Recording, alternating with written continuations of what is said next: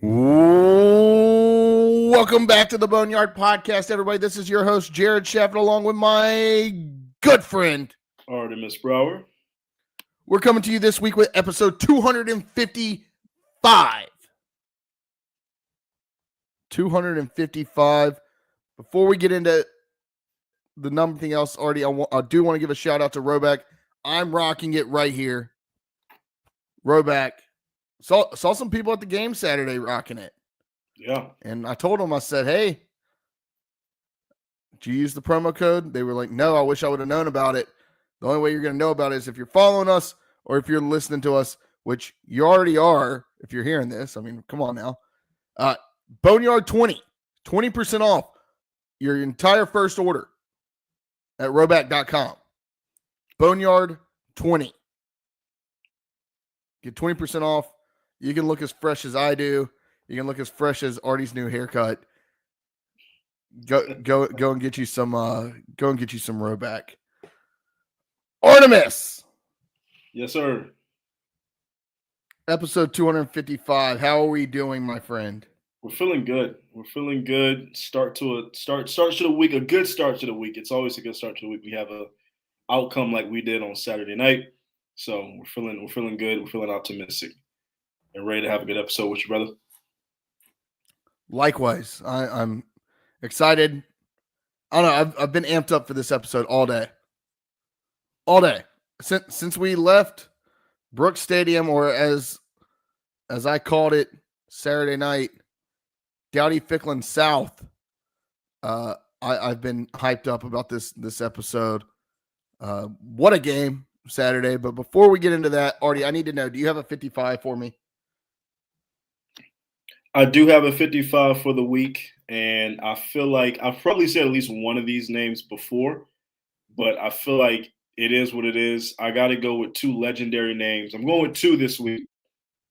Junior Seau, and then the others, Dikembe Mutombo. RIP to both of those legends of their craft, legends of their sport.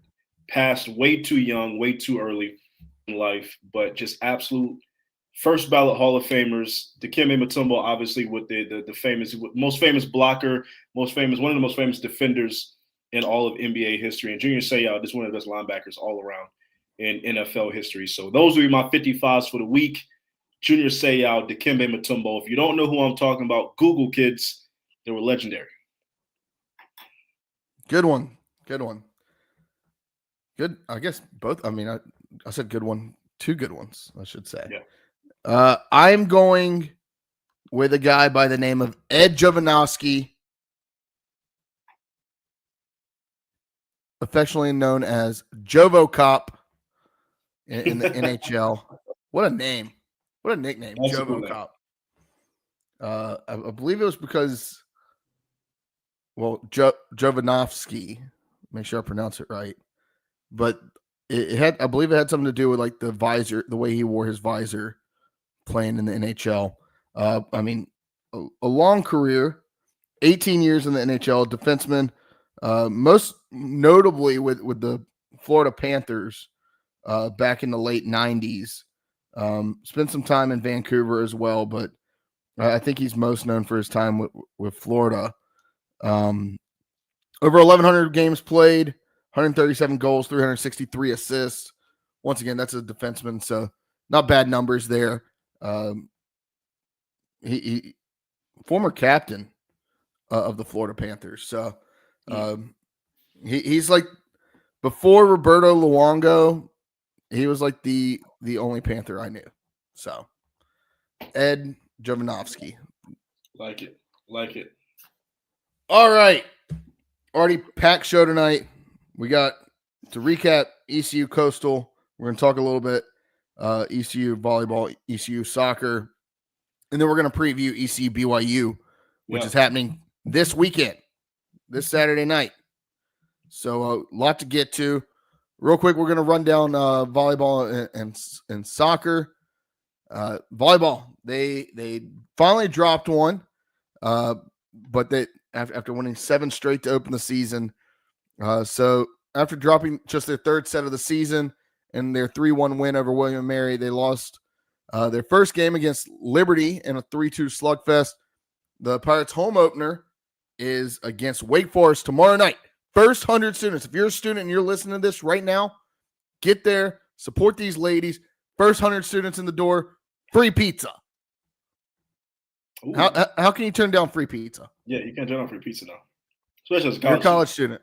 College students, anyway.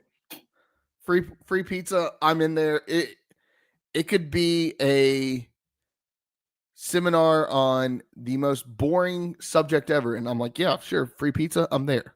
You got me. But you get to watch an exciting volleyball team take on a team from the ACC in Wake Forest. So get there. Get to Minji's. Absolutely. Be sure to support the ladies on Student Power Club night and Pitt County Schools and ECU Staff Appreciation night. Get there tomorrow night at 6 p.m. ECU Soccer got a big win to open conference play against Tulsa. They'll look to ride that momentum when they take on USF Thursday night before they go on a 10-day hiatus. So, yeah, good on those ladies. Anything else that I missed, Josh, Artie? Anything we want to talk about there before we get into ECU Coastal? Support these ladies. Support. They're good. Go out and support. Only I got that. Love it. All right. East Carolina, Coastal Carolina took place in Brooks Stadium down there in Conway. I mean, I never saw the final announced attendance, but I know it was over 22,000. It's a shame half of them were gone at halftime. Not even. Like, they were gone. We saw them exiting the building as I was heading down to do my best Joey Chestnut impression. Artie, ECU wins 38-0. First road shutout since 2000. I believe, was that the first shutout over an FBS opponent since then too? Yeah, I'm pretty sure that was first shutout. Josh is saying yes. Duke 2000. So that's big. Now it's not their that's not their most recent shutout. They did have a shutout 2 years ago in 2023 against Gardner Webb, but back 25 years ago, they beat Duke by the same score, 38-0. Artie, it is a hard thing to do to shut out an opponent in football. What did you see? Give me your thoughts on this game. Like, just first reaction.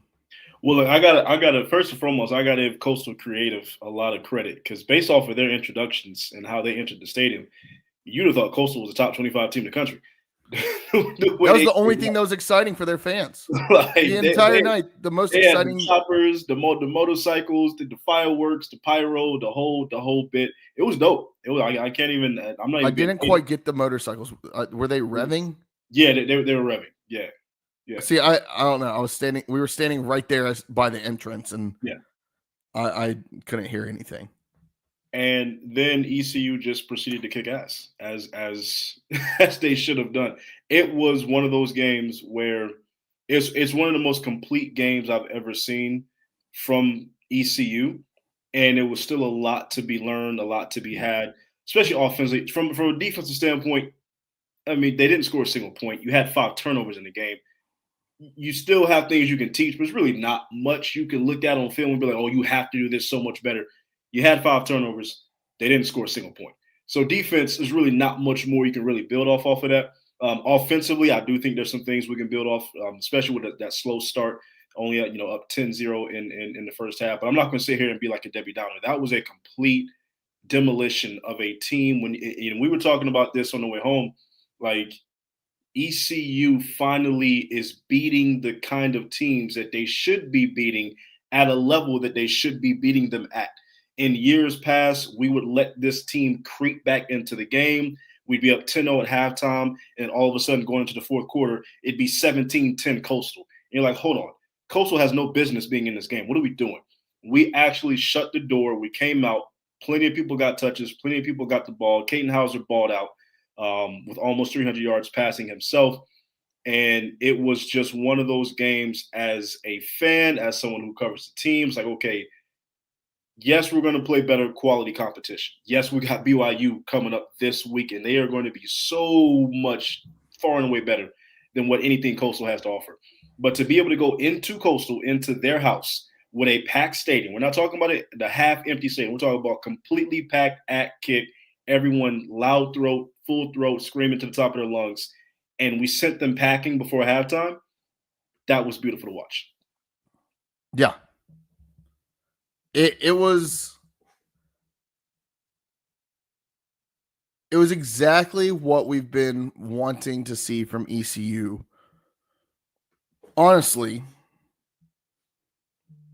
since the days of Ruff and McNeil. Yeah. We're going to get after you. We're going to bully you around. When we're the bigger, better, faster, stronger team, we're going to prove it. We don't care that we're in your stadium. We're going to walk in your house. We're going to take your chain, and we're going to walk out the house. And you're going to do nothing about it. And that is all ECU did Saturday night. And I said, when we were walking out, I said, Blake Harrell and staff have to be elated. Not only did you get a solid win, like, yes, Coastal has their own problems. Right. I think they look like 2023 ECU, which is a bad place to be. But you went in there, you put a game together, in a game where people were complaining about the offense in a game that you won 38-0. Right. And that's where you want to be, though. Like, honestly, I know that sounds wild, but you want to be in a position where you can beat a team 38-0. You're sort of like, that offense was kind of, we can do some better things there. Like that mentally, yeah, that means, okay, we're getting better. We're not settling, right? You're not settling. And the thing with it was, and you heard it in the post game from both Caden Hauser and Anthony Smith, they said, we got a lot to clean up. They just put up 38 points, and we've got a lot to clean up. I mean, I don't think the defense could have looked any better. Yeah. From a defensive standpoint, there's really not much better you can do. I mean, not much better. When you force 5 turnovers and you shut a team out, that's just as good as it gets. Yeah, so.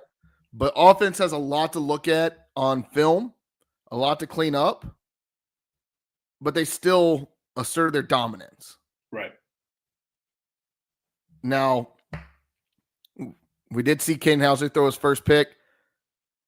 I'll say this. Caden Hauser had almost 300 yards passing. That was probably – that was the worst game Caden Hauser's played all year, most likely. Outside of the first quarter and a half against NC State, which wasn't a terrible one, but a bunch of overthrown balls, a lot of miscommunication there. That's what happens when you go on the road sometimes. It happens. Mm-hmm.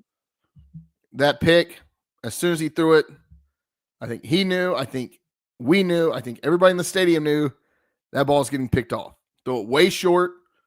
It looked like on a comeback route, and the DB just jumped it and was right there. Throw it right to the DB. What are you going to do? That's going to happen. He talked about it. He was asked, are you glad to finally just kind of get that out of the way? You know you're going to do it at some point. Right. Get it out of the way. Now you don't have that added pressure of I haven't thrown a pick in 3 games, 4 games, whatever. That was maybe the bright way to look at it. But yeah, lots to clean up. And then the running game can still be cleaned up a little bit. It seems. I mean, look, you say that when you have almost 200 yards rushing, but a lot of that was in garbage time, and a lot of that was from the feet of Mike Wright, which we got to figure out how to get that boy some more touches. We got to get Mike Wright in the game more than this garbage time. That's all I was saying. We got to figure out how to get him in some packages that does not include garbage time, because I didn't really believe it till I saw it, and then I saw it, and I'm like, okay, yeah, no, he needs to be in the game earlier than what he was in the game, because he just outran everybody, just completely outran the field. Yeah, for sure. And I mean, just looking at it, some quick notes here before we turn our attention to BYU. Javante Connor, Josiah Robinson, both made their first starts. We talked about the last shutout. ECU had their first turnover of the season. We already talked about that. Since halftime of the NC State game, ECU has outscored their opponents 104-10 over the span of 10 quarters. Yeah. And we've given up 27 points overall as a defense in 3 games. Yeah. 3 complete games, 27 points given up. Outscoring opponents right now 115-27. That'll play. Yeah. Jamarly Riddle returned an interception for 35 yards, along with 3 tackles and 2 pass breakups. He's got 4 interceptions for 98 yards and 7 pass breakups in his career. Kieran Davis forced his first career fumble. I got to say, that Julian Davis strip fumble where he just grabbed it and took it out of the hands of Tad Hudson, the quarterback for Coastal. That's a grown man play. Yeah. I'm bigger. I'm going to bully you around. I'm going to take this ball. This is my ball now. And then Kendrick DuJour with another forced fumble. Before we throw to BYU, Artie, any final thoughts? Yeah, I mean, two things, and I'll just continue that point of we impose our will, and I have not seen ECU do that in quite some time in terms of just going into somebody's building and saying we're bigger, faster, stronger. There's literally nothing you can do about it. There's just nothing you can do about it, and that was definitely refreshing to see. And then number 2, I got to shout out Pirate Nation, because that whole away side, that was purple and gold. I mean, we had at least 4,000 or 5,000 Pirate fans in the stadium. It was all purple and gold at the very end of the game. There was not a single teal color to be seen. It was just purple and gold. The no quarter flags were flying at crazy at the start of the fourth quarter. I swear that was the biggest no quarter flag that I've seen outside of the one that they fly inside Dowdy Ficklin, and the one that they do over the band. I mean, they had 40 to 50 no quarter flags out there flying. It was beautiful. It was. It was beautiful. Shout out Pirate Nation. I mean, by the fourth quarter, that was the only people there. Yeah. 30% of the crowd was there still, and it was all ECU. Love to see that.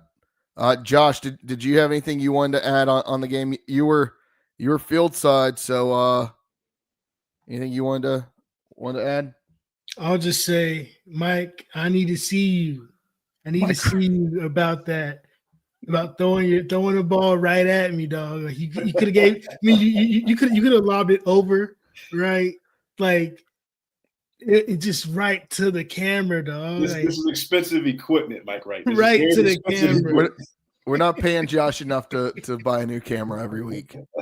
Keep scoring touchdowns. Throw it at another guy. Keep scoring though. Marlon almost ran me over at the NC State game when he scored. So I mean, I think this is just the year. This is the year. Josh is going to end up on ESPN as a photographer that absolutely got demolished at some point. Yeah. I hope we don't see that, but I wouldn't mind the content. We're in the content game. All right. ECU beats Coastal Carolina 38-0. And it instantly makes this weekend's game that much bigger. I mean, we were talking like, hey, you've got to win this one for next week to even matter at all. Yep. This time, Saturday night, You've got a P4 team coming into Dowdy-Ficklin Stadium, a team that you've beat twice in the last decade. But hey, this is a whole new ball game. They're now in the Big 12. Now they're coming in to Dowdy, and you've got an opportunity to knock off. I mean, honestly, they're not in the top 25, but they should be. They really should be. They're receiving votes, basically number 26 in the country, BYU. Artie, let's throw it over to our guest who's been waiting so patiently in the wings. Mitch, welcome to the Boneyard podcast. How's it going, my friend? Hey, happy to be on with you guys tonight. This BYU East Carolina game, it's going to be a lot of fun. I mean, the previous three matchups were excellent games. I would expect nothing different this Saturday in Dowdy-Ficklin. So I can't wait. First time for me going to Greenville this week. So should be a good matchup. Yeah, we're looking forward to it. And it seems like, and this is maybe from a ECU point of view, like this seems like an opportunity for both teams to really get a statement win early in the season. No question. And I agree with you. I think this is a huge opportunity for both teams. I think for BYU, I think a lot of the fans thought, why not cancel this game? BYU AD Tom Holmoe wanted to keep this game. He was always big on maintaining relationships because I think a lot of Cougar fans looked at it and said, 2 time zones, Eastern trip against a group of 5 team. But, Kalani Sitake's never been afraid to play anyone. And they know how talented and also the big fan base that East Carolina has. I mean, look, I cover the Big 12 and BYU, and there's some fan bases in the Big 12 that probably don't have the fan base, the content, the coverage like ECU does. So this is a big game. And for BYU, a team that feels like they keep getting slighted after an 11-2 season a year ago and jumping out to a 2-0 start this year, where they've been really dominant defensively. They feel like this could be a big opportunity to let people know that this BYU team isn't just one that's good at home against far inferior teams. And just want to just off of first glance, right? When you look at ECU, what are some things you think that ECU presents that may cause some trouble to BYU? What are some things you think BYU is going to have to do in this game to get a victory over ECU and Dowdy? I think it's interesting the tempo piece, ECU's offense, because BYU's first 2 opponents that they faced, Stanford and Portland State, didn't really put any threat through the air against BYU. Stanford had a really good win this past weekend against Boston College, but primarily on the ground. There were no threats in the air against Stanford, and same could be said for Portland State. So I just think how BYU fares against East Carolina's passing attack is really interesting to me, because BYU's had a little bit of a shuffling at cornerback. They had a guy in Maury Bamba who was expected to be kind of the number 1 cornerback, and he's been relegated to second string in the Stanford game, and this week's depth chart confirms that. So there's a little bit of cornerback by committee. They've also had their top nickel back. He's been out this season to open this year. So it's just the toughest test against a good passing attack. And I think that's a big question that I have for BYU coming into this one, and how that tempo impacts a defense that I do believe is the best defense of the Kalani Sitake era. And that dates back to 2016.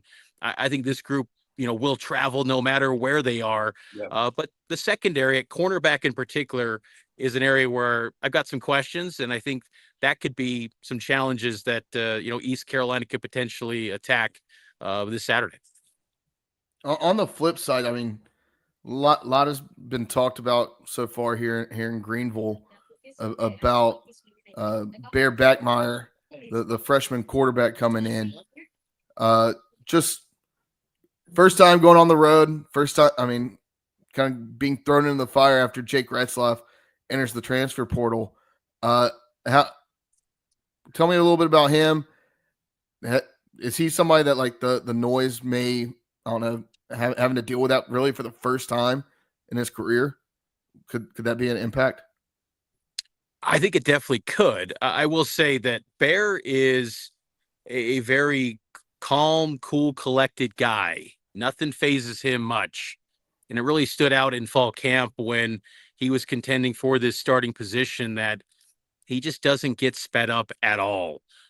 And he's just as very calm and collected. The whole process since he arrived on campus, a little bit after Memorial Day, was when he arrived. So this has been quite the whirl of events for BYU, to where, 4 months ago, 5 months ago, they're thinking Jake Retzloff's going to be what they felt inside the building, thought could be maybe a top 5 quarterback in college football. And then you have to change the outlook of the position completely. They are fortunate to get Bear Bachmeier from Stanford in the spring portal window, and he left Stanford because Troy Taylor gets fired. The uncertainty at that head coach position with Frank Reich being an interim coach, he wanted to get a little bit more security, and BYU was a place that he really liked as a high school recruit, as a 4-star prospect, and I think that he's a good fit for what BYU wants out of its quarterbacks. They want a dual threat, a guy that can run the football, and I think that Bear Bachmeier, though, how he responds on a road game will be really interesting. And I think it is worth it is a storyline for sure. But I do get the sense that he's been really good too at ball security. He took a blindside hit against Stanford, took care of the possession, where I've seen in the past, even with Retzloff last year, he's coughing that football up when that happens. So Bachmeier's done a nice job thus far. He's passed with flying colors to this point, what's been a relatively conservative play calling offense for BYU the first 2 weeks. Yeah. And to that point, do you think that that's something that they can open up? I mean, this is going to be probably their toughest test this far into the season on defense. We're talking about 2 top 20, 2 top 15 defenses going at it in Greenville this week, and it's going to look like shades of the Big Ten from a couple years ago. But just talk about the offense. Like, it seems like a lot of running plays being called. You got LJ, the running back there. What are we doing? Or is it some sort of option, or is it more of like a kind of RPO game that they're running? Yeah, they'll have some RPO. It's very multiple, but I mean, they have no problem running the football early and often. I think most BYU offenses under Aaron Roderick, even in 22, when ECU came out to Provo, they relied on their passing attack. Remember, the quarterback was Jaron Hall for BYU, and the wide receiver was now LA Rams superstar Puka Nacua. So BYU had no problem stretching the field with those guys, who were a pair of NFL draft picks in that 2023 NFL draft cycle. Maybe you don't have the star power right now, but BYU feels pretty good about their depth at the receiver unit. It was a little bit reshuffled because JoJo Phillips, the guy that probably emerged as the top target for Bear Bachmeier coming out of fall camp, JoJo Phillips suffered a shoulder injury in that Stanford game. He's out this week. So the top 3 receivers are going to be Chase Roberts, Parker Kingston, and then Cody Hagan, a sophomore. And Hagan's been really good, number 5 wide receiver. They utilize him in a variety of ways. And if you want to say who could be maybe that Puka Nacua in this matchup for BYU, maybe he could be that with the jet sweeps, how they utilize Hagan. They can get really creative with him. So he's one to watch. But I do think that BYU's completely content leaning on the ground attack. They ran the football 41 times against Stanford. They have no problem winning a game if they need to, 24-10. It's not glamorous. It's not, a statistical juggernaut, but they are fine to be efficient and lean on LJ Martin, who they believe could be, maybe one of the best running backs in the Big 12 this year. And so far, he's looked every bit of that. 3 runs of more than 40 yards in this season. He's been excellent. He had a career high against Portland State on 8 carries, 131 yards in week 1. So LJ Martin followed by Sione Moa as the second string running back. BYU has no problem turning those guys, and Bear Bachmeier too on the ground game as well. Now, going to the other side of the ball, obviously ECU wants to run tempo. We want to go quick. Who are the standout guys on that BYU defense that can present real problems to this ECU offense? You got to look at Keanu Tanavasa, number 57, defensive tackle. Keanu Tanavasa, had Georgia, Texas, that he was considering in the portal when he left Utah. He goes to BYU, and it was a massive addition for the Cougars in the interior of their defensive line. Defensive coordinator Jay Hill, has even said that he thinks Keanu could be maybe the best defensive tackle in college football this year. Now, it's lofty praise, but the type of competition they beat in the portal to get him, high expectations, and so far he's been really good. I mean, he's an interior guy, but he can create havoc in an opposing backfield. He's one to watch. Then the linebackers, Coach Harrell brought them up in his presser today. Jack Kelly, Isaiah Glasker, they are stars. BYU's got a rich tradition at the linebacker position. This might be the best linebacker unit in the history of the program. I mean, there's a conversation to be had. Kelly and Glasker, I think maybe just because their uniqueness, combination of athleticism, size, production. BYU's had usually just big-bodied, maybe not the greatest athletes. And I think that's one of the things you look at with this BYU defense, maybe compared to 3 years ago or even farther back, 8 years ago when BYU last visited Greenville.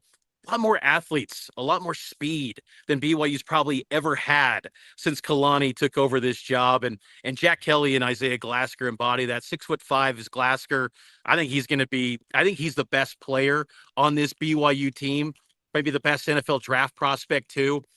So those are guys to watch. And then on the back end, the safety position's interesting. The highest graded guy on BYU's defense through 2 weeks on Pro Football Focus is Falatau Satuala, a former 4-star U.S. Army All-American Bowl selection that BYU got in a hat ceremony a couple years ago. He's been a guy that's been contending for time with some proven commodities in that safety unit in Tanner Wall and Raider DeMooney. But Falatau Satuala, they found ways to work him in and get plays. And he's going to be one to watch, too. He's a playmaker. He had a safety last week and then also an interception. Keep an eye on number 11, Falatau Satuala. Gotcha. Man, I got to say, there's a lot of syllables in these names. It'd be hard for me to keep Get up. The pronunciation guide out. Be ready for that. I'll have Malcolm have it right by my computer on Saturday. No, this is a game where, looking at BYU, they made the jump now, 2 years ago. They're 8-0 in non-conference since joining the Big 12. Talk to me about that transition from going independent to the Big 12 and being seen as really that borderline G5, P5 team 2 years ago. Talk to me about that transition and how they've kind of made a name for themselves in the Big 12 last year. It's been a game changer for BYU. And I think this was always an athletic department and a football program in particular that always felt and believed they were Power 5 good, Power 4 good, but they just never had the access, largely in part due to their faith-based affiliation with the Church of Jesus Christ of Latter-day Saints. There was always this belief that how can you schedule with no Sunday play, all these hurdles, yet it's been seamless in the Big 12. Now, BYU had its ups and downs that year one, no question. I mean, going 5-7 in year one in the Big 12, it was a steep learning curve, but they've responded well. And I think one of the big things is that BYU has really stepped up its efforts in NIL. It's been kind of a national story on the basketball side of things, but it's really grown too on the football side as well. BYU's football NIL, very selective in the portal, but getting guys like Keanu Tanavaso, who I brought up earlier, I mean, you're going blow for blow with the Blue Bloods. You're contending, and BYU still not probably the biggest NIL war chest in the Big 12, but it's competitive. I mean, you get guys like in the 2026 recruiting cycle, Ryder Lyons, a 5-star quarterback.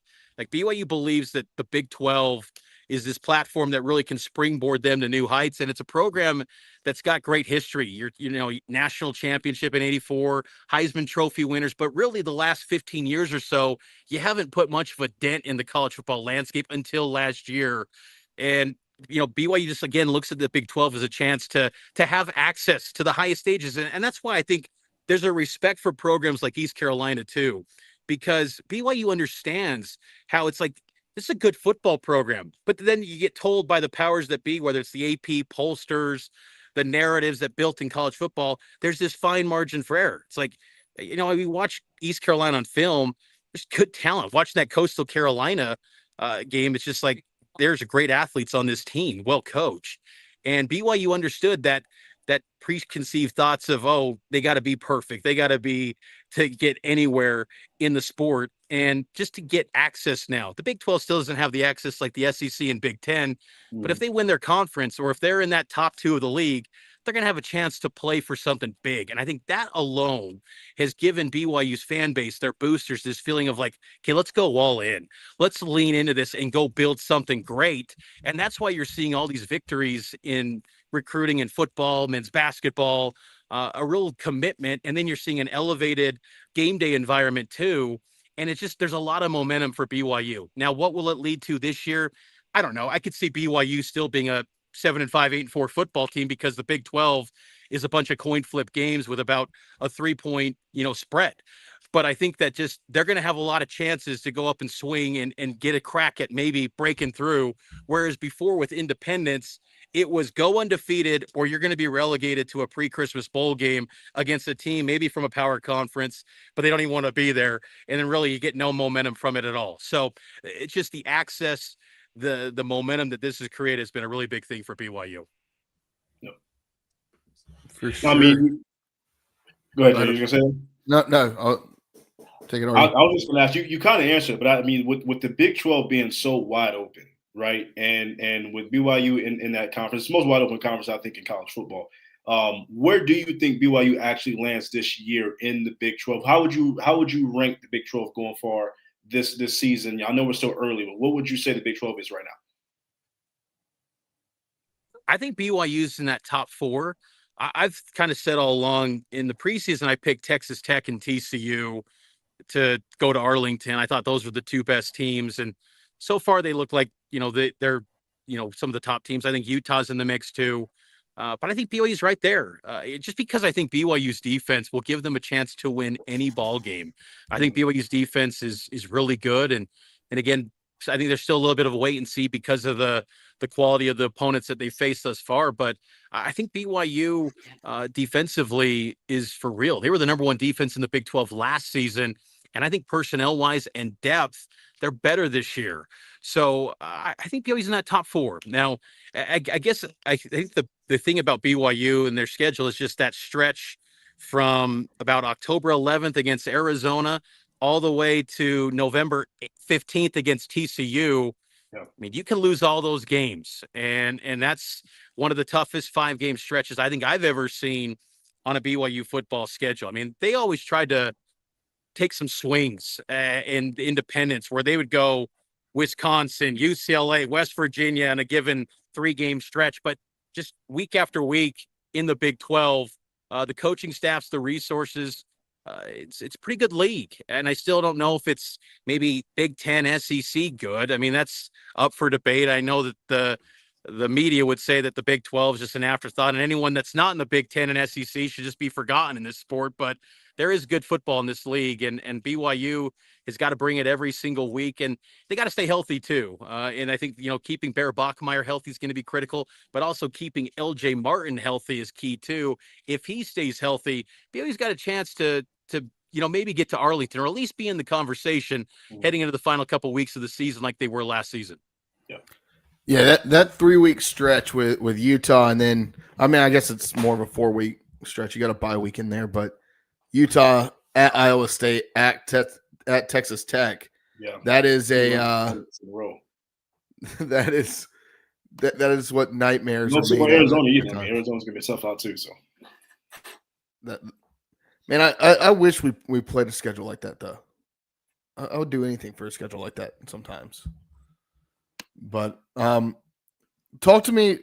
Last question I have for you: coming to Greenville, what have you talked to anybody that maybe has been there?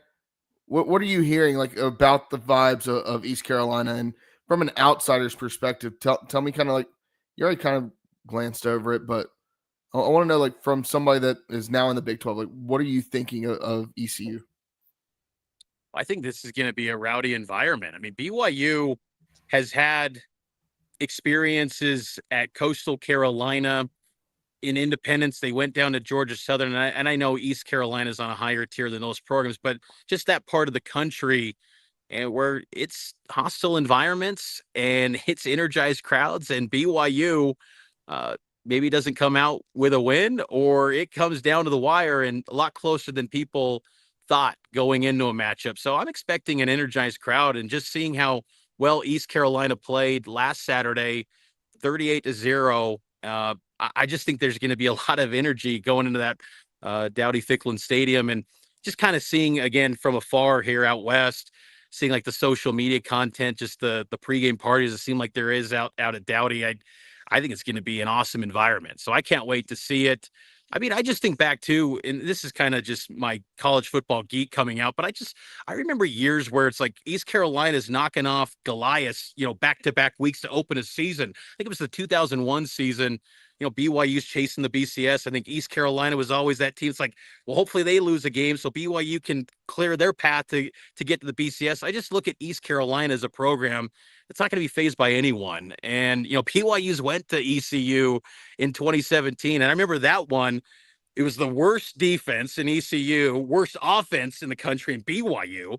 And ECU only held BYU to 17 points in that game. And they got that win for a Scotty Montgomery ECU team. So I'm sure I don't want to bring that up, but I just think that this is going to be a really good football game. And I just think that BYU, and Kalani kind of touched on that today, that, I mean, just the type of talent that ECU has access to, that part of the country, it's just good athletes. There's depth. You can fill out a bunch of different schools in that part of the country. So BYU knows they got to play at their best. And I think having a bye week helped BYU because I think offensively they felt like there was a lot left to be desired as far as not finishing drives against Stanford. They had to settle for a lot of field goals. So I think getting a bye week, getting a little bit more chemistry with the receivers for Bear Bachmeier, have another week for him to settle in.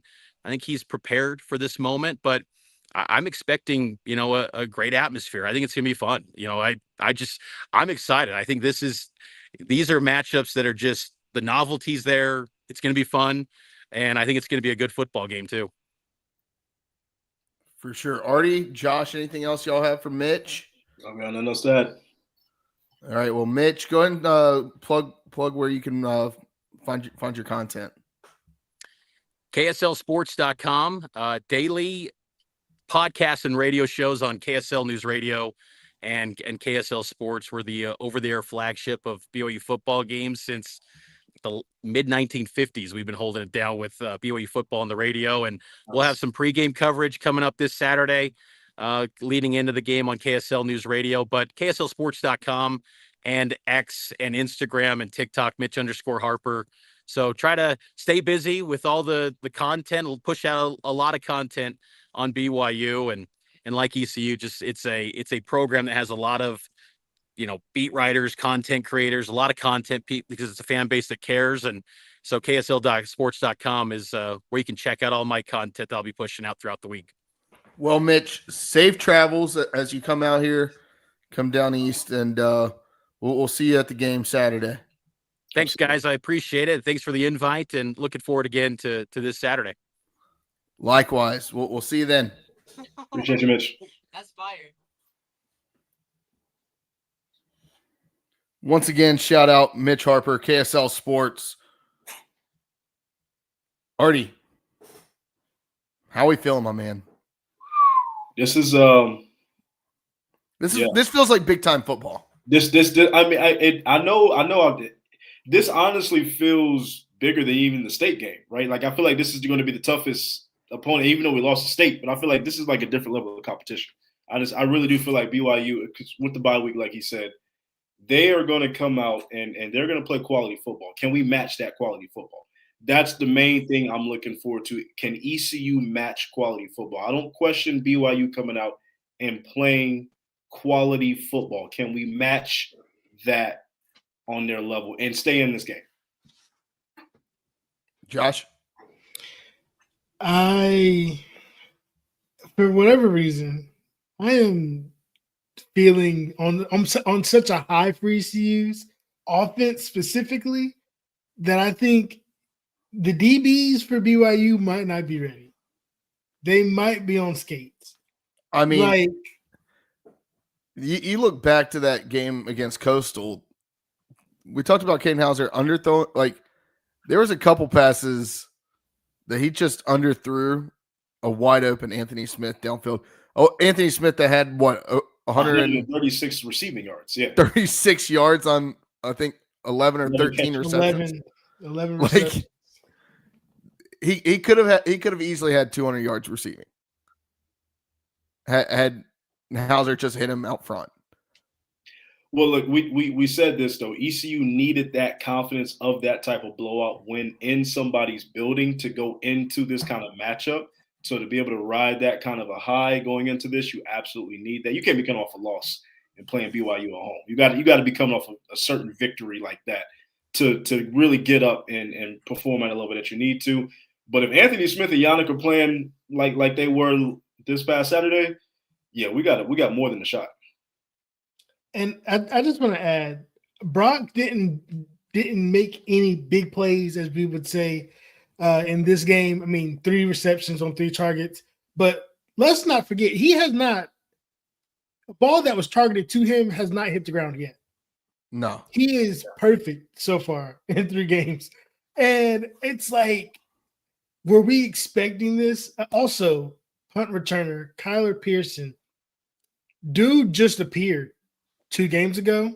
Yeah. Wasn't on the roster still last week online, and now he's on the roster number, I guess he's number 0. When we're gonna hear he was on campus? Artie goes one of those punts. Artie goes, oh, he's gonna fair catch that, and then he took it like 25 yards back. I was like, we got the right guy returning kicks. Yeah, that's that guy's returning kicks, and that is what he should be doing. Yeah, I mean, he's perfect for it. 2 years at Kansas, a year at UT Martin. Last year he was at Oklahoma State. You know, this is what he does. But oh my goodness, like if we could somehow get him involved offensively, defensively, that'd be crazy. I need to see some packages with Mike Wright out there, though. Yeah, like. You want to open up? The coaching staff is like, okay, no, we legit got to get Mike Wright involved at some point outside of garbage time. I hope they're looking at film like he is an absolute weapon. They haven't put any film out there on him other than garbage time. I expect we see him quite a bit this weekend. I mean, and they ran the same play like 3 times. Just that running back lead. My favorite was they're running these like tunnel screens or whatever. And they threw one and I think ECU got a pass interference on it. I believe it was in the 3rd quarter. And then they went right back to the same play and got the yardage back and the first down. And Artie was like, they literally just ran the same play. Yeah. And said, we're going to do the same thing. We're going to line up the same way, run it, throw it to the same guy, and we're just going to beat you. I think we'll see some more vertical passes this weekend. I think that ECU is going to try to just outrun some of those BYU DBs. I think that's – these are guys that haven't had to do it. Right? Make them do it. If they beat you, okay, but you're going to make them beat you. And that's going to open up the run game. We see it, and people saying, oh, well, we're doing these screenplays. It's the same. I saw somebody say it's the same offense as 2023. And I just replied, that year we scored 24 points 3 times. We've already done it twice. Let's temper that. A lot of the same style plays, but there's so much speed on this offense and so much size. They can do it. It's not like they're just running it and running 2 yards. They're running it and they're getting 5-6 yards each play on this, and it opens up those plays downfield. Which we've seen them take plenty of shots. They just haven't truly hit on one. Yep. I did want to add just one more thing before we wrap up on this. Just tying back the Coastal game to this upcoming game. BYU has already blocked a field goal and returned it for a touchdown this season. ECU, I saw it with my own two eyes. Two different guys on that right. Well, first it was on the left side that almost got a block. And I think it was extra point in the first quarter. And then on the right side, that blocked field goal off the edge. I had it on. I watched it a couple of times because I actually was focused on that angle, on that man. And there, we got to fix it this week. We got to fix that this week. Shout out to the Coastal Carolina staff. They treated us with the utmost hospitality. Absolutely. Yes. Top notch. But where they had us, you couldn't see shit down there.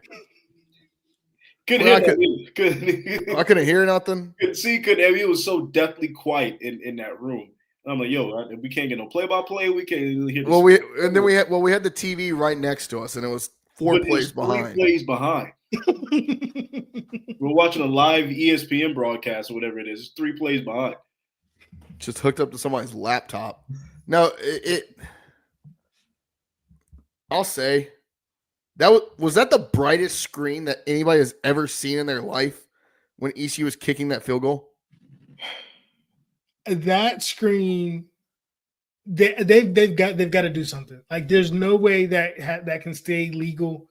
I was about to say, is that legal? The highest level of Division I? It is. So Bush League. That's what it is. But I was telling Jared, I was like, it's kind of brilliant though, because why not? My thing is this: it's perfectly legal, but at the same time, it's almost unethical, because how could you possibly have a scoreboard that big and that low? Like, it's just too low. Well, when you play in a Texas high school stadium, that's what you get. I told Artie, I said pregame, I said, this is giving me Texas high school vibes. Which there are Texas high school football stadiums that could fit 20,000-25,000. So yeah. Yeah. I don't know. I was like, why isn't, ECU's is too high to do that, but Josh, I absolutely agree with you. But at the same time, I also was like, that's kind of brilliant. But oh my God, that was so bright. If it were me and we could do it at ECU, yeah, light up the whole place white, or turn all the lights off, and then right 5 seconds before, throw the bright lights on. Can you do a little swirly, like do something to like hypnotize somebody? Yeah, no, that's cruel. that's just cruel. Throw up some pictures of his mom or something up there. Yeah, I don't know. They've got to do something. They've got to do something. I'm just not that's the one thing I'm not a fan of, because doing photo and video, like, it was complete. I was in 2 different stadiums depending on what side of the field I was on. It just, come on, guys. Yeah, that white light, when they threw that thing up there and the 2 chickens looking at it up to the side, yeah. I was like, we were probably the furthest back from the screen, and it was still bright. So I can imagine actually being 25, 30 yards away. I threw my sunglasses on. I was directly underneath it. Oh, like, I was like, that was brutal. But no, I agree. You got to clean that up. The problem is I don't know how you really clean that up without changing personnel. Maybe that's what you do, is you try to find somebody that's can play that edge, and be a little bit more agile at that position. But I don't know. We'll see. Hopefully that this game doesn't come down to kicks and field goals. Hopefully ECU shows their muscle on offense. And I agree with you, Josh. I think these are two really good defenses. But when it comes down to it, I do think that ECU has the better offense. And the better defense. Especially when it comes to the run. I mean, ECU's rush defense has been stellar. I mean, you take out the NC State game, but like still you took out one of the, I mean, that was quite possibly one of the best running backs, if not the best running back in the ACC in Hollywood. I mean, you held him to what, 75 yards and a true dual threat quarterback to, I believe, 30 some yards, something like that. I mean, yeah, they ran, but they didn't beat you just because they ran all over you. Then you have a game where you held Campbell to 4 yards rushing. So I don't know. I think it'll be good. And I'll just say continue to get off the field on third down. If you can shut it down on third down, you will be just fine. If you can keep them to third and medium, third and long. Third and long, exactly. You will be just fine. Third and long, you're going to be okay. Third and short, there's really nothing you can do. Yeah. I'm trying to think if there was anything else. Oh, and penalties. Got to clean up penalties. So that's, yeah. We'll figure that out. All right. What's next? Do we have a walk the plank? Anybody? Oh, you know my walk the plank. Jared not realizing I had a haircut all weekend and getting on this podcast pre-show and be like, "Did you get a haircut?" Jared, he was with me all day Saturday. I looked the exact same as I did on Saturday. You were late to the truck leaving your apartment because you were coming back from your haircut. I even said to Artie, I like the cut when I saw him at the house. Like, yes. Like there's As many broad as potholes day, being like- dropped. I was too busy thinking about how many free hot dogs I was going to eat. The answer was 8. And he did eat 8 hot dogs. All during halftime. Within 15 minutes, 8 hot dogs. Absolutely absurd. I also crushed a buffalo chicken wrap. Look, the hot dogs aren't great. No, just a plain dog and bun. That's all it was. Like Nothing to write home about. just a turkey dog I threw some ketchup on there to not be as bland. I couldn't do the mustard on it. I was like, if I'm gonna eat 8 of these, I can't do ketchup and mustard. I would do 4 ketchup, 4 mustard. Now And you gotta go ketchup, mustard, ketchup, mustard, ketchup. Are we talking on one dog? No. I'm talking about the 8 dogs. Oh, okay. Like Okay. you gotta break it up. You can't. Artie's like, wait, do you're thinking that much about how you put your ketchup and mustard on one hot dog? All right. No, that was good. And honestly, like, there's a lot of shit talked about ECU concessions. They need to go do a case study on how they run it at Coastal. I mean, to be giving away free concessions. Now, granted, you're not having to pay. You're not having to, like, order. You just walk up, you grab it. But it's like, I mean, I could have gone right back through the line and eaten my hot dogs in the line and got cool one. app. Like, we just tried to pull it up. It was spinning. Dude was like, just go. Yeah, the guy was like, that looks like it's the right color. I could have just had a teal screen and he would have been like, yeah, that's good. I love it, though. I love it. My walk the plank. I hate to be this guy, and I feel like I'm this guy too No, often. You don't hate to be this guy. But they're like field storming culture is terrible. I'm all about field storming, but when you do it, you got to do it right. Georgia Tech beats Clemson. They storm the field, and like you get hype when you storm the field. It looked like they were there for a Sunday stroll. Didn't know what to do. They were like, I do know what you're talking about. They were stormed like the field dapping and each other everyone's up. kind of standing around. Yeah. And if you're going to storm the field, be hype. Like actually be jumping up and down, screaming, hooping and hollering. Like don't storm the field and act proper. No, you storm the field. Like storm the field. That and then go, Josh. I was gonna say unpopular opinion. Most schools after they storm the field, I mean, what else is there to do? Like the hype is over now. Like I've gotten here, I'm on the field. For a lot of those fans, okay, I'm on the field. I don't know. As Tennessee when they storm the field, they act rabid.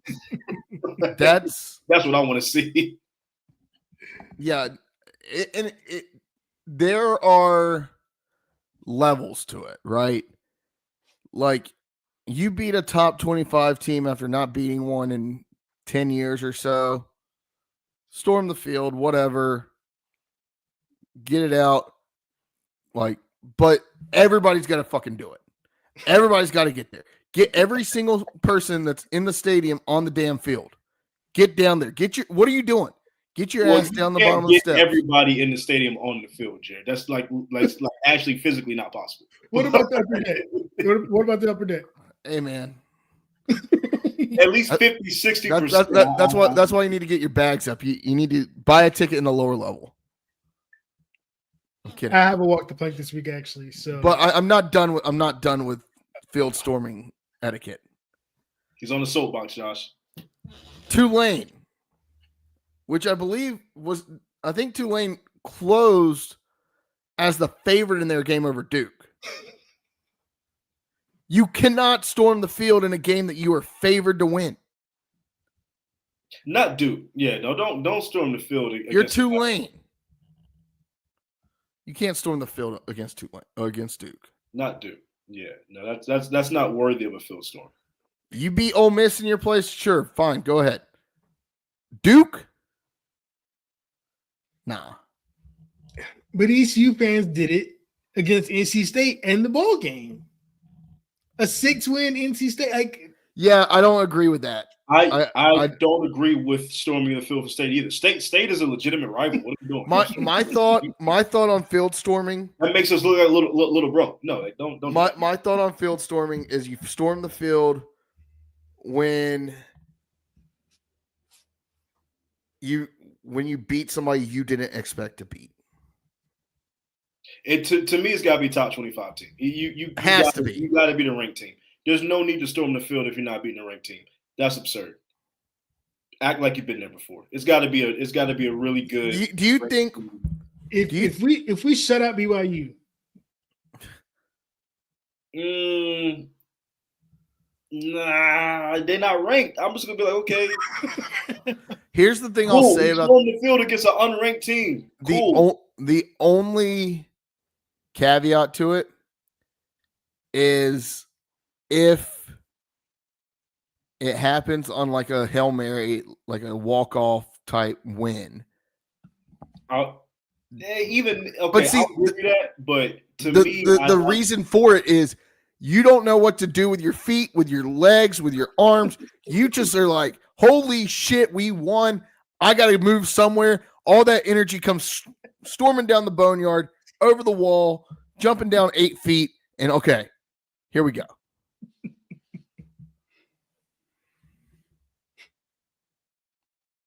It's got to be an out of box, and yeah, if you're gonna storm, don't go down and then wait for the gate to open up. You got to jump that bitch.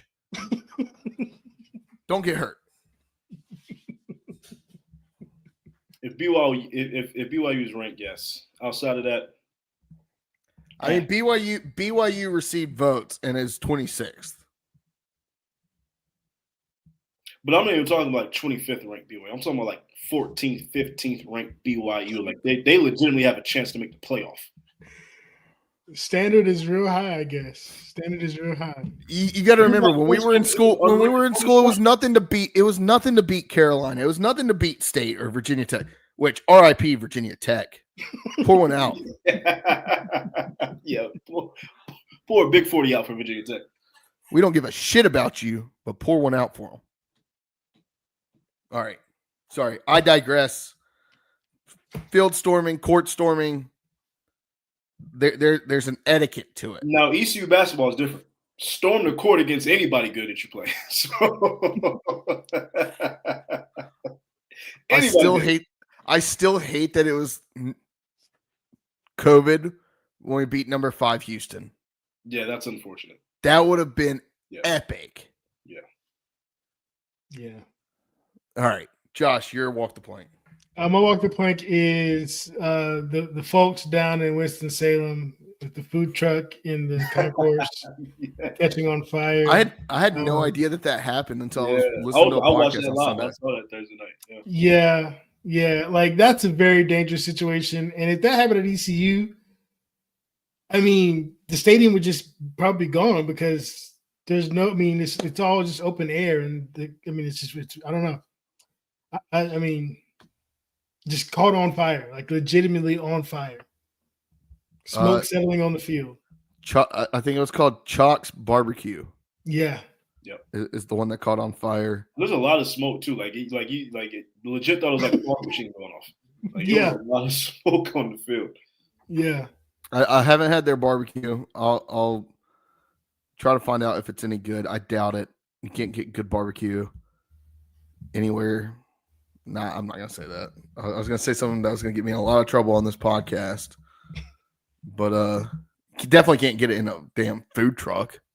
I don't know. You can probably get some good barbecue in a food truck, man. Because you can get good food at any good food truck that you go to if you're going to a good food truck. You just don't know food truck game like that. Artie, look at me. I am a frequenter I've been to of food trucks. I've been to some bad food trucks too, but I've been to a lot of good food trucks. But see, like you're doing barbecue, like are you doing real barbecue? Like I would hope here in Winston-Salem.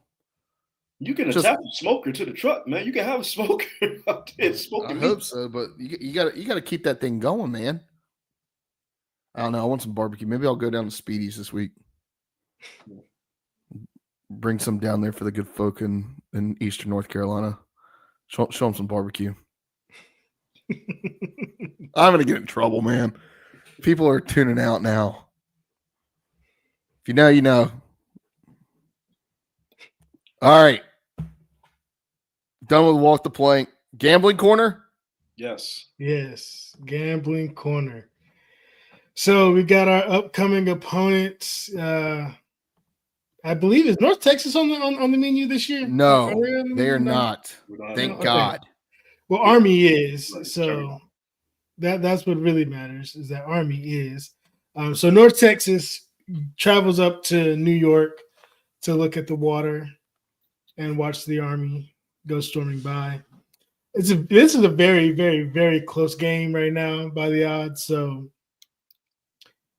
North Texas is plus 1.5, and the over/under is 52.5. I mean, it's a toss-up. Yeah. I'll take this one first. Army hasn't done anything that's like really stood out to me. They beat a bad Kansas State team. North Texas, you want to talk about they bent Washington State over a barrel Saturday. I saw that score and I was like, surely that was a typo. It wasn't. What was that final 59-10? They can score with the best of them. Look, Army's going to do the same thing that they always try to do. They're going to slow down the game. So I don't know that North Texas gets that many points. Army's going to be a little bit better sound defensively. But still,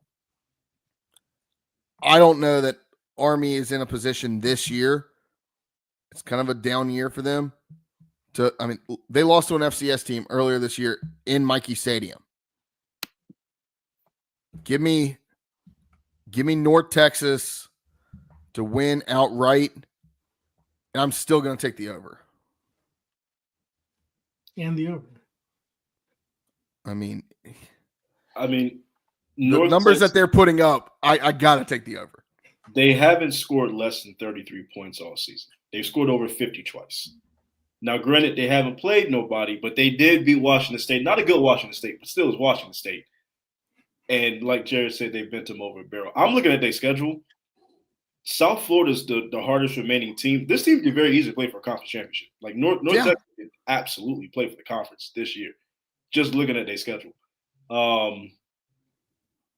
Give me North Texas. Give me the under. I'm going to take the under in this. I don't know why, but I just feel the under. But give me North Texas. And they cover, obviously. So.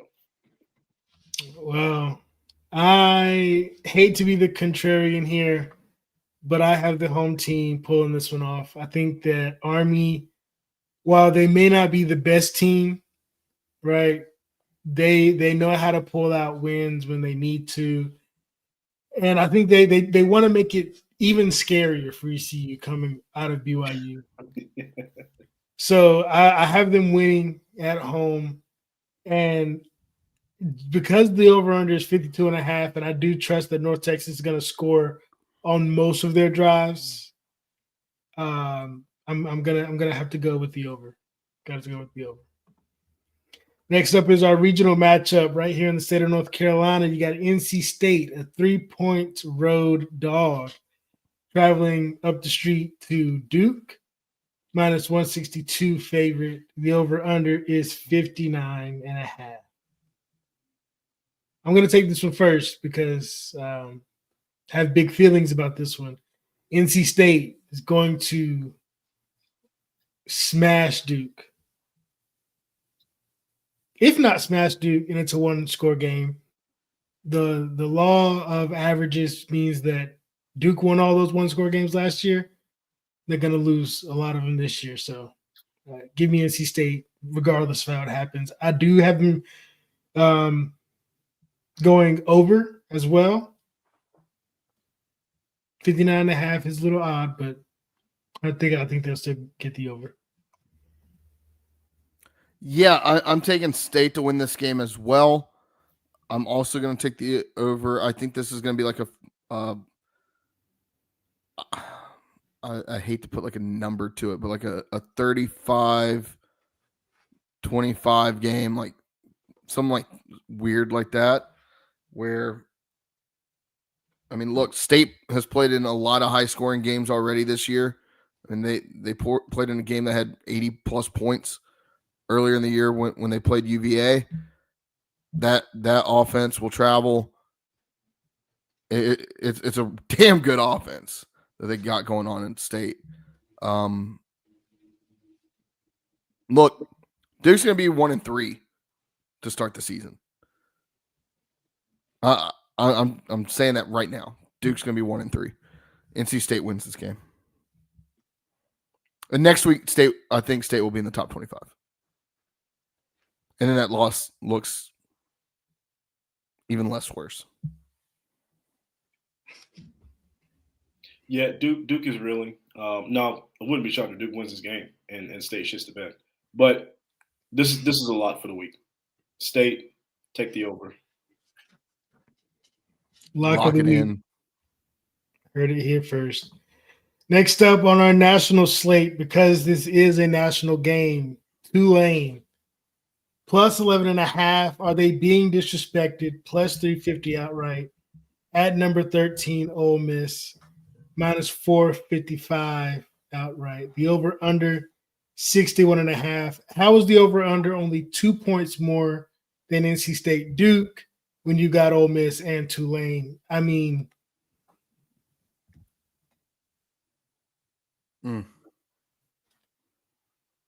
but is the 11.5 points fair? I get it. It's on the road.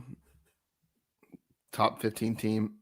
This, this should have been my walk the plank. College game day. There was plenty of other games you could have gone to this weekend than Florida, Miami. This is one of them. What you have Utah and who's Utah played? They play Texas Tech this weekend. Texas Tech, yep. That game you could have gone there. I mean, there's plenty of games that they could have gone to. Illinois, Indiana. This game, Illinois, Indiana this week. Yeah. Oh yeah, college game day is really. What are you doing? So, I don't know. As far as the spread, I get why it's there. I don't think that Ole Miss hasn't really blown anybody out other than when they played Georgia State week 1. They beat them 63-7. Their other games, yes, they've been SEC matchups, but they've been against, let's be honest, mid-level opponents in the SEC, which I think Tulane would be right there with, if you asked me. I mean, they beat Kentucky by a score, beat Arkansas by a score. Those games, I mean, those are two teams that could very well lose a couple games in the American. I'm not going to say Tulane's going to win. I'm not going to take Tulane money line. I would put money on Tulane to cover 11.5. With this offense, I think that they can keep up with anybody. And Ole Miss has been susceptible to giving up points. I mean, outside of that game against Georgia State, they gave up 23 to Kentucky and 35 to Arkansas. They can give up points. So I'm going to go Tulane to cover, Ole Miss money line, and give me the over.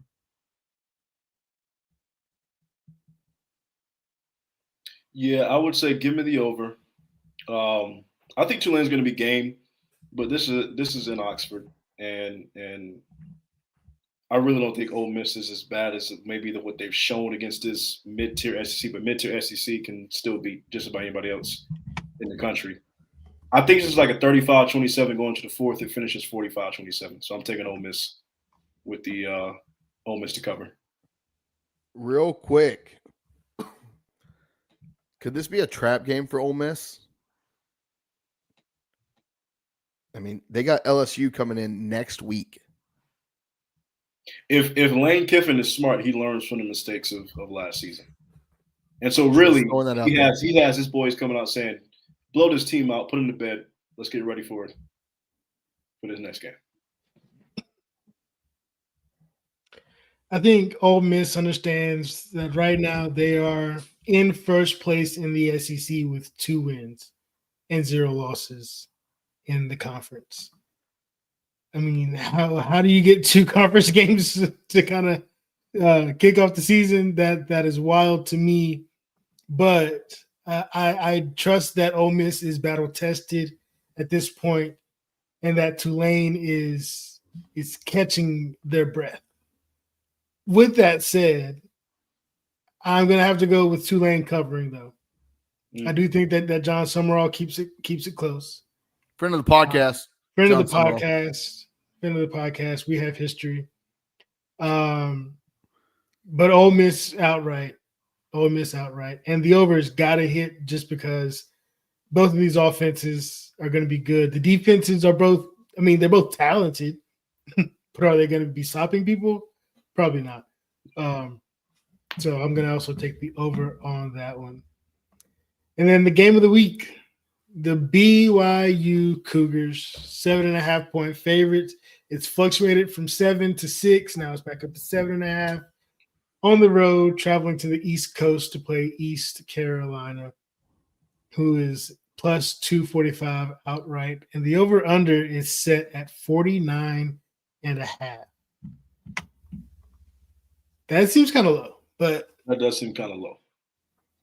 Especially with the spread being 7.5. The way Mitch was talking about their defense, our defense, who knows? Who knows? Look, if you look at these last two games for both teams, right? Throughout the NC State game, BYU's only played 2 games.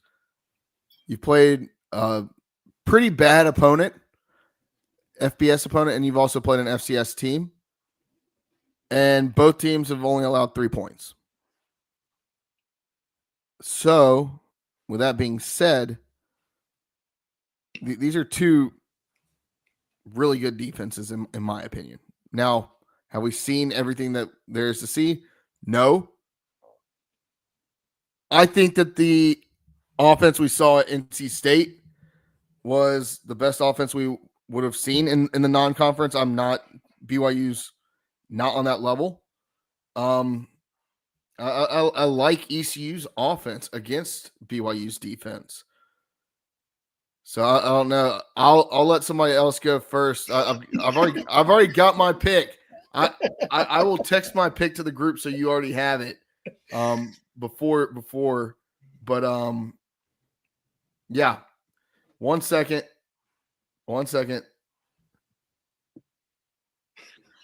And I'm gonna send it using invisible ink so that it's there. You see it, and then I'm gonna go with it.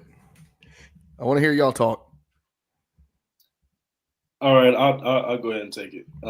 I agree in that I do like our chances as far as our offense and our defense going up against maybe not the best offense we've seen this year. Now, the last 2 offenses obviously have not been anything at all, and maybe not a good barometer to what we're going to face on Saturday this weekend. But I will take the under because these are 2 really good defenses. This is like going to be like a 24-21 type of football game, in my opinion. Slightly getting the under. It's in the FIC, man. I'm expecting 48 to 49,000, man. I gotta go ECU. I gotta go ECU. It's in the FIC. Like if this was in Brigham Young, I'm probably going BYU. This is Saturday night at the FIC. We're riding momentum.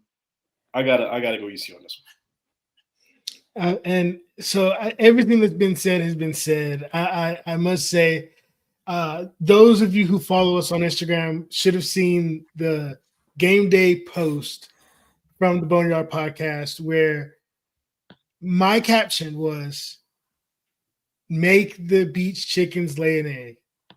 They did that. The Pirates shut them out. Was I the key to that shutout? I don't know. We will never know. I guess we'll never know.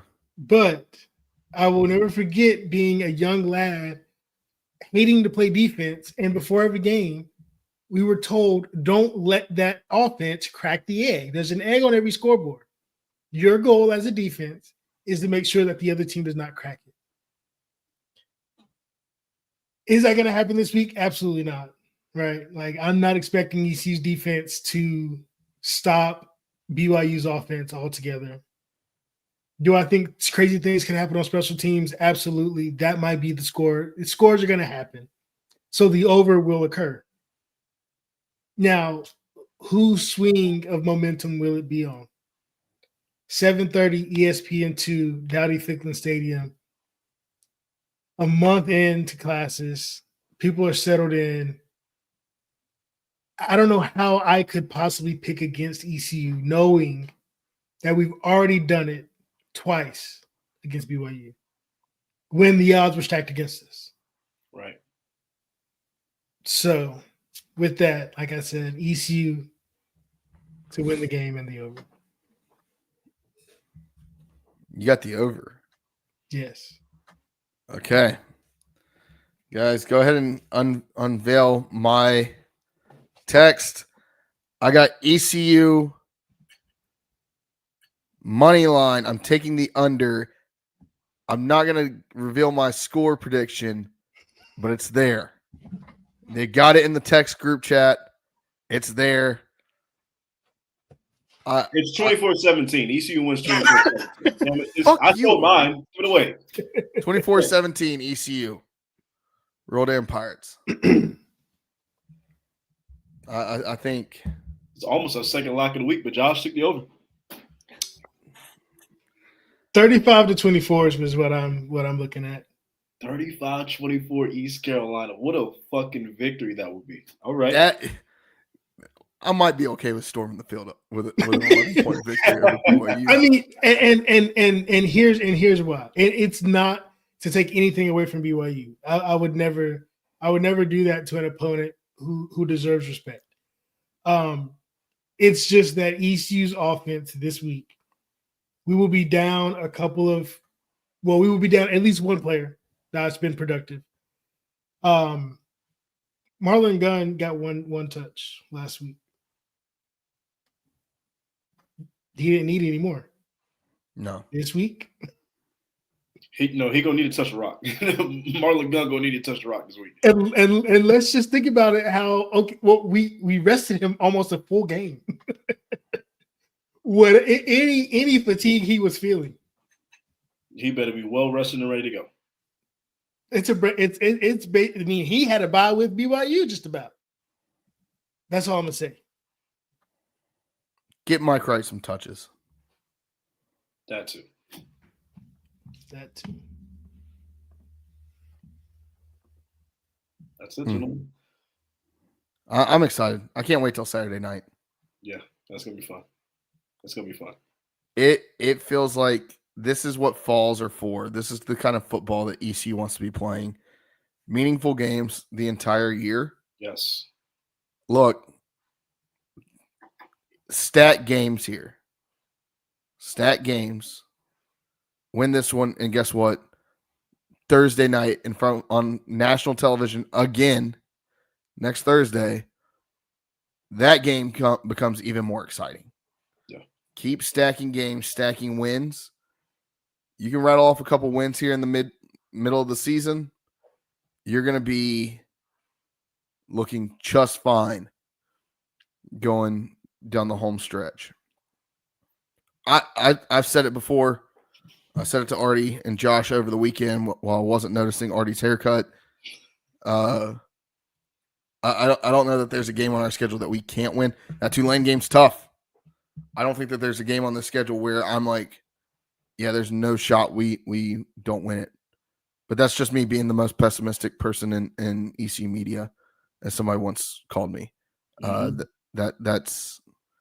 what I'm known for, being a pessimist, Artie. Been a Debbie Downer. He's an ECU Debbie Downer. That's what it was. I was a Debbie Downer. I don't know. All I know is y'all better feel the damn thick come Saturday night. Wear your gold. Anything less than 48,000 and it's a disappointment. Y'all better show up. Y'all better show up and show out. 50 and a half. Y'all better show up and show out. 50,500? I mean, it's almost there. 50,500 is a lot. Now that wasn't. We getting towards record numbers. I don't know if we're getting that. I mean, the record is like 52 something, but yeah. I mean, I'm not saying we're getting that. Mormons travel 49. That's a full stadium. They're done knocking on doors, asking people if they could tell you about the Church of Jesus Christ and the Latter-day Saints, and they got a football game to watch, man. I'm sorry, that was terrible. It is family weekend, so I would go 48.5. 48.5 is where I would set the over under. I think I mean, just looking at the ticket sites, we're already there. I'll take that crowd, but anything less than 48, I'm like, all right, come on now. And for whatever reason, my brain does not count the people inside the press box. I don't like that capacity does not register. No, that's not compute. Like I want people in the bowl. The suites and whatnot. Yeah, like their financial contribution is great, and I appreciate it as a Pirate fan. But I don't count them in the attendance because I don't feel like they make the difference on the game day. I'm with Josh 1,000% on that. That's just me. They help quite a bit with the on-field product. I'll just say that. They do. Like I said, I appreciate the contribution. You can't do without them. There's no shade. At the same time, their voices aren't being heard on third down. Be in the bowl, they're being heard. Be loud. Rock that place. I want the steel beneath the bleachers to be rattling. I want to feel like that damn brand new press box is about to crumble below my feet. Get loud, Pirate Nation. No, because we're going to be up there. I got to go home. I don't want to feel that. Artie, walk the damn plank. That's not a real part. Get loud, Pirate Nation. You basically said I want to basically feel like I'm about to die. Yeah, I want that. And I want every single BYU Cougar that walks through that tunnel to feel the same thing. I wanted to be rocking, but I got to go home. This is our house. Don't let like we did last week. Don't let somebody come in our house and take our chain and just walk out. Make them earn that bitch. But let's keep the chain. All right. Enough of that. Follow us on social media at Boneyard Podcast. Leave us a 5-star review wherever you listen to podcasts, whether it's Apple, Spotify, YouTube, wherever. 5-star review if you can. Give us a thumbs up on YouTube. Subscribe. Hit that subscribe button. Artie, if they don't, tell them what to do. Walk the damn plank. That's for sure. And then don't be like the people we talked to at the game Saturday when they were like, man, I wish I knew about that promo code. You get the promo code. Get the promo code right here. Boneyard 20. They just dropped a new hoodie. A black hoodie with the Pirate State of Mind on it. Go get it. 20% off your first order. 10% off. You're getting 20% off. 20% off your first order at rowback.com.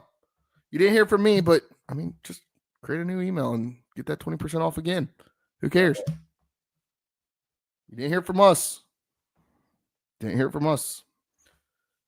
then anything I missed, yeah, follow us at Boneyard Podcast. We'll see you there, Pirate Nation. See you Saturday. We love you. Artie, let's take this thing out. Let's take this whole thing home. Absolutely fantastic episode. We can't wait to see y'all Saturday night in the FIC. We love y'all, Pirate Nation. Wash your hands, wash your butts. Deuce. Go damn Pirates.